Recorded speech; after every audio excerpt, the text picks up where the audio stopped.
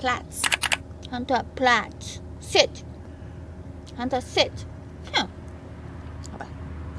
Okay. So you have arranged all our Airbnb stays so far. Do you want to share the pros and cons with us by booking on Airbnb?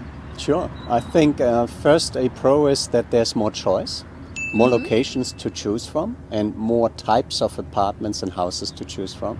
Like where we're staying here, it's an entire house which can house up to 7 people. That's true. So it's quite sizable. There could even be 2 families living here together. Yeah. And also it gives us some room for Hunter, for our dog. Correct. Right? Yeah. Then secondly, I think there's also a convenience factor. Yeah. We can buy and cook and eat whatever we want, whenever we want. And so I like that a lot.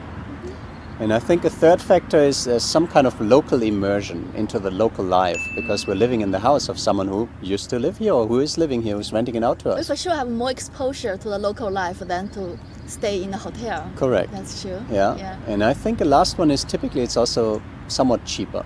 Is it really cheaper than living in a hotel? It is, yeah. How much do we pay for our current one? We pay for 1 week 1,800 euros, including all the Airbnb and cleaning fees. Okay, so all included 1,800 for Right. one whole week. Right. Okay. Then how about the cons? Well, on the con side, I would say, there is, you're not exactly sure what you're getting, because hotels have certain standards, and you usually know at what level of hotel you're getting what kind of service and quality. Correct. With Airbnb, you're not so sure about that. You can be really surprised there. Yeah. Yeah, for this I really want to say something. For our current one, for example, can you guys hear? What is this coming in? We have lived this for days already. I mean, from the house description, of course, they will not tell you this house is located right next to the main road with very busy traffic day and night. Right. And of course, if we were smart enough, we would have checked on the Google map, then we may find it out, but we didn't. We will for sure do this next time. Yeah. And the second thing is, when I first came into this house, I don't know how was your feeling. I was just very sensitive with the smell. And for me, it smelled like those kind of old, small church. And I would not say it is unpleasant, but I really don't feel like to live in this kind of smell.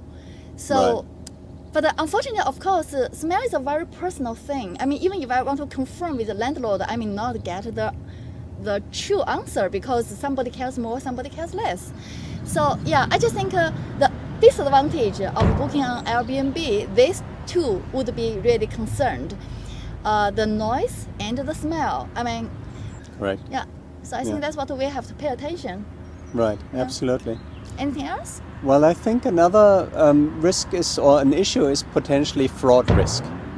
Yeah. There's really this kind of possibility, no? Yeah, I've heard this is happening, and I actually even heard from a colleague of mine who rented via Airbnb, again a house like we did, somewhere in Russia. They wanted to do a vacation, and so he basically traveled there with his family. He arrived, the house was there, and then he wanted to basically enter the house or meet the landlord.